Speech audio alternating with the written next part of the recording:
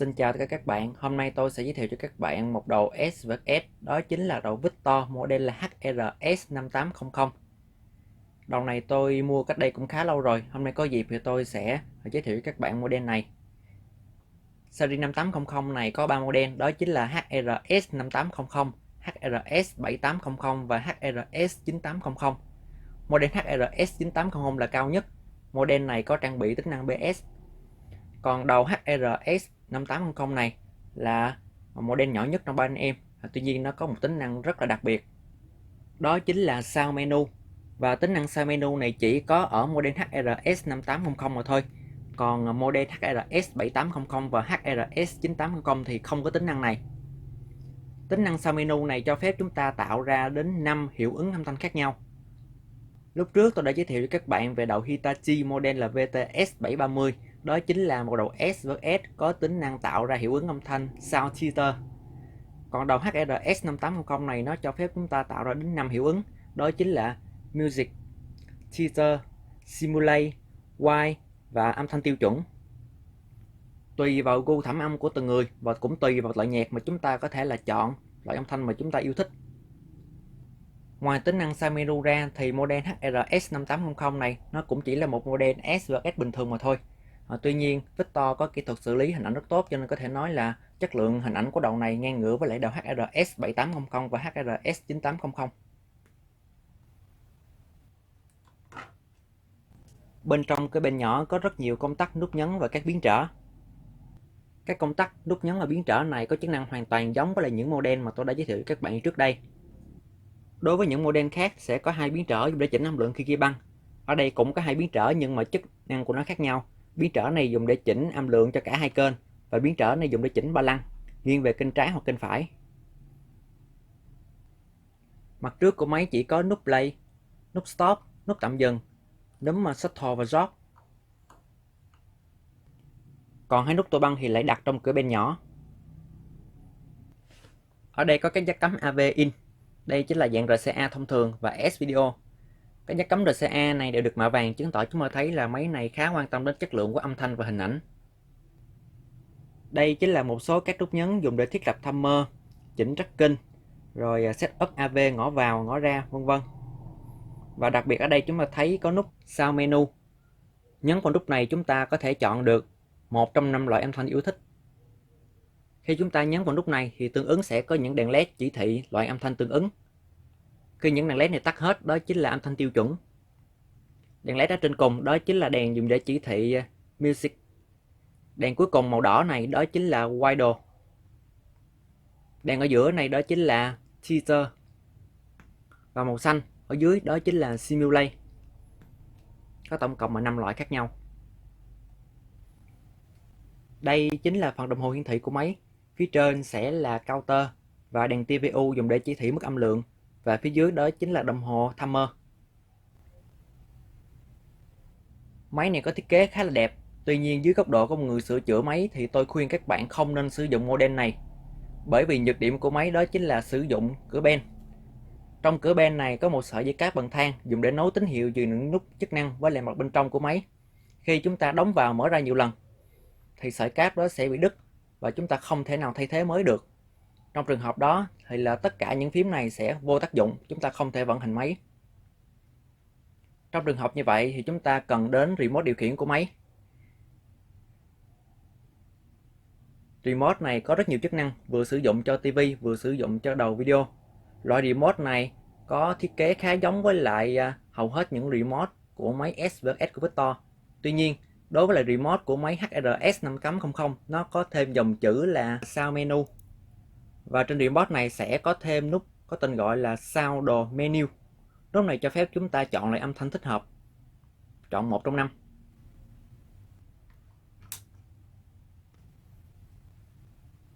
Đây chính là phía sau của máy, rất ít jack cắm. Chúng ta chỉ thấy có những cái jack cắm AV mà thôi. Đây chính là jack cắm video in out. Đây chính là audio in out. Audio out có đến 2 ngõ, ngõ 1 và ngõ 2. Ngõ 1 là cố định, chỉ xuất ra âm thanh dạng tiêu chuẩn mà thôi. Còn ngõ 2 này chúng ta có thể thay đổi dựa vào Sound Menu. Do máy này có SVS cho nên là sẽ có hai jack S video in out. Chúng ta ưu tiên dùng S video thì chất lượng sẽ tốt hơn.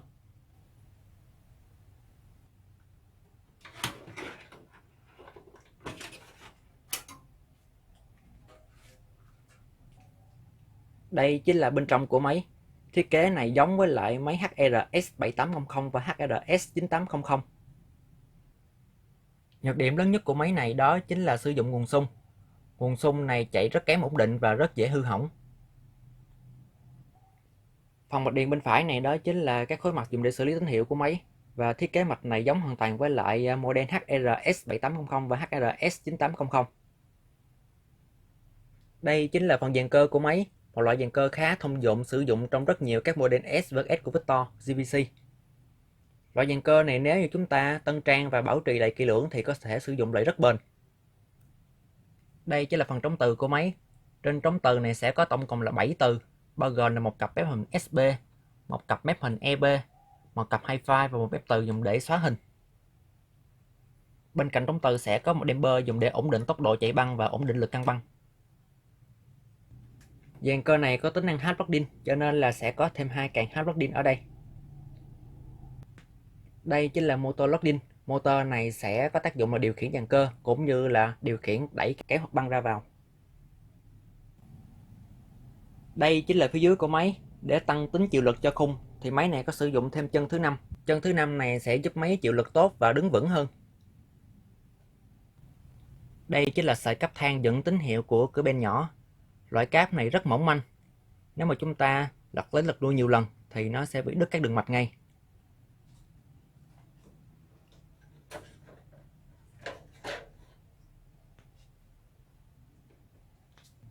Đây chính là phía dưới của máy. Đối với máy HRS9800 thì sẽ có thêm tấm mạch BS ở khu vực này, cho nên là thiết kế của máy S9800 dày hơn. Còn máy HRS5800 không có khối mạch BS cho nên thiết kế của nó sẽ mỏng và gọn hơn. Đây chính là phía dưới của dàn cơ. Ưu điểm của loại dàn cơ này là sử dụng dây Cora có răng. Việc sử dụng dây Cora có răng sẽ chống trượt và giúp tua băng khỏe hơn. Tuy nhiên dàn cơ này có một nhược điểm đó chính là rất khó tiếp cận để sửa chữa từ khung dưới, bởi vì dàn cơ này được che bởi một tấm mạch to. Trong trường hợp sửa chữa thì chúng ta phải tháo tấm mạch này ra trước, chúng ta mới có thể tiến hành là sửa chữa các chi tiết trong đây được. Bây giờ chúng ta sẽ cùng nhau test máy.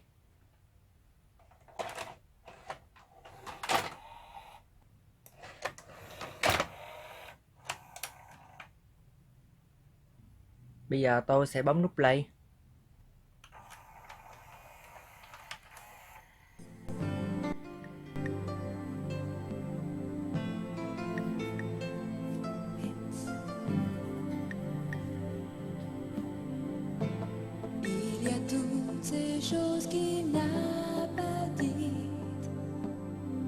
Chúng ta thấy là hình ảnh của Victor rất đẹp. Màu sắc của Victor rất tươi, ảnh có chiều sâu. Âm thanh hi-fi của Victor nghe cũng khá là hay.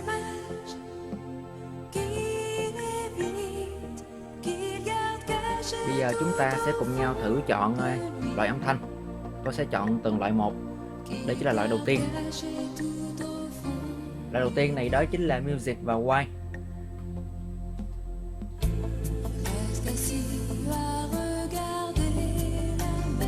Loại thứ hai đó chính là Sieta và White. Chúng ta nghe âm thanh có sự khác biệt. Loại thứ ba đó chính là Music và Simulate.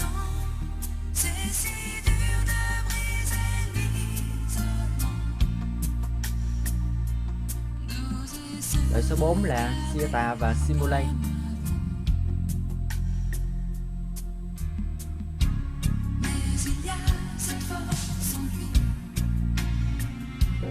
Và loại thứ 5 đó chính là âm thanh tiêu chuẩn, tức là âm thanh bình thường.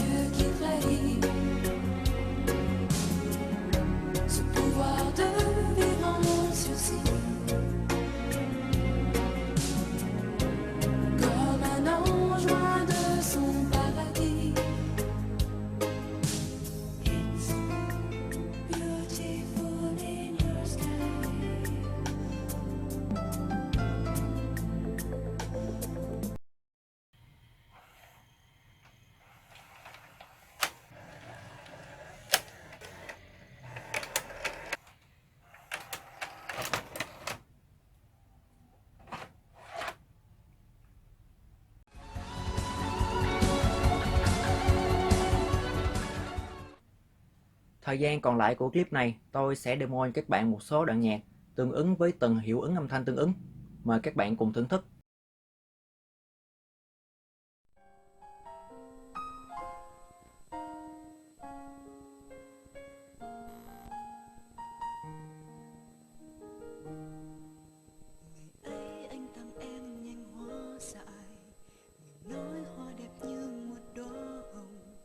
Chỉ có anh và em nhìn thấy hương sắc hoa nơi ven đường.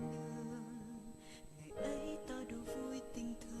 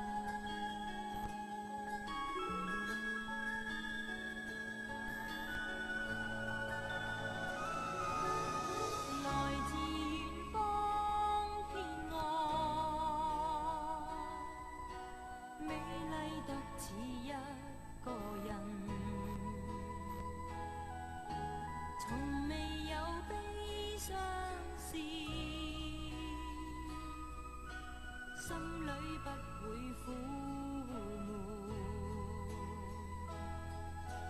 不知世上不復有一顆愛護的心，心中急速的跳，要將愛心往這地上灌注。以往在我心內，永遠沒有傷害。每個愉快心愛，沒有恨，只得愛，永遠相親。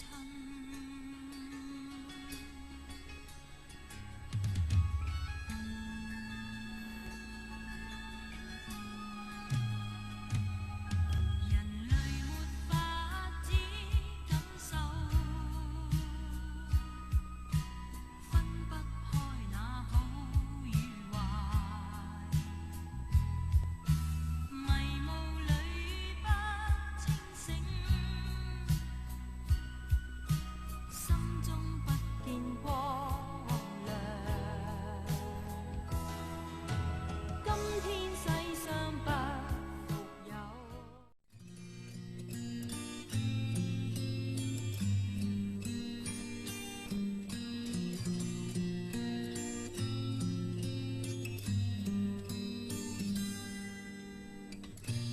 人在暮色深交水，戀愛字句共那歌曲，都會一一的記取。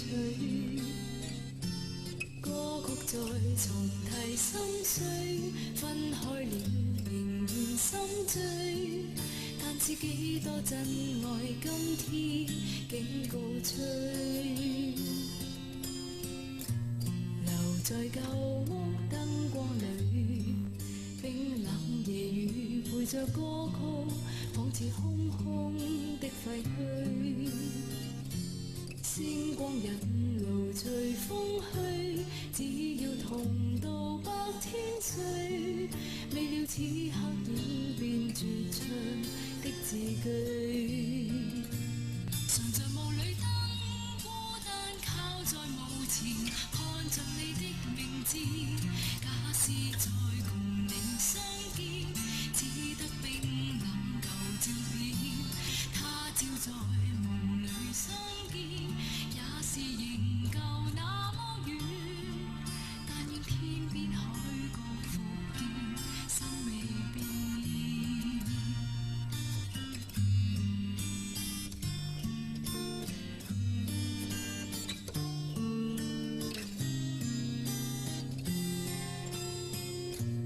沿着夜深的思緒，總愛自。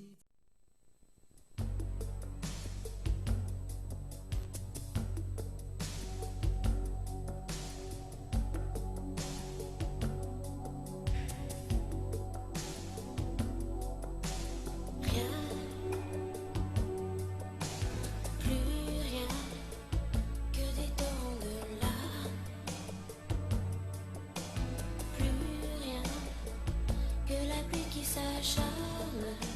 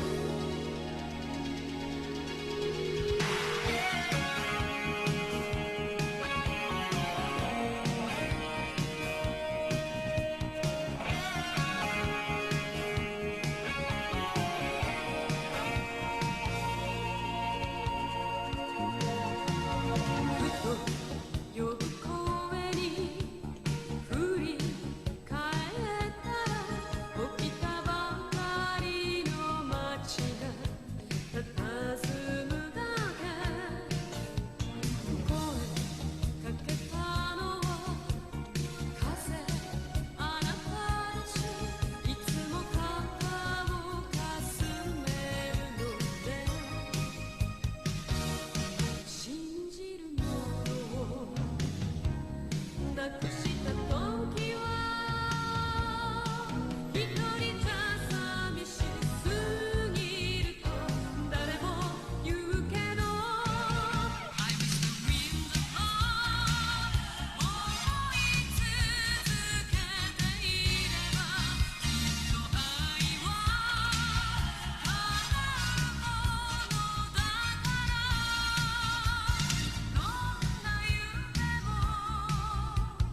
見れた頃に連れて行って You just let me go away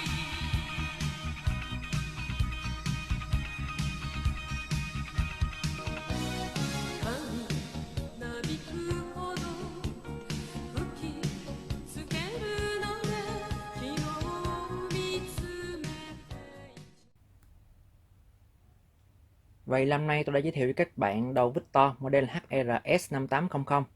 Đây là đầu S và S nằm trong chuỗi series của S5800, S7800 và S9800. Tuy đầu S5800 này là model thấp nhất nhưng mà có tính năng sau menu, nó cung cấp cho chúng ta 5 hiệu ứng âm thanh. Với sở thích của từng người ứng với từng loại nhạc khác nhau thì chúng ta có thể chọn loại hiệu ứng âm thanh mà chúng ta thích. Victor là hãng không bao giờ làm chúng ta thất vọng.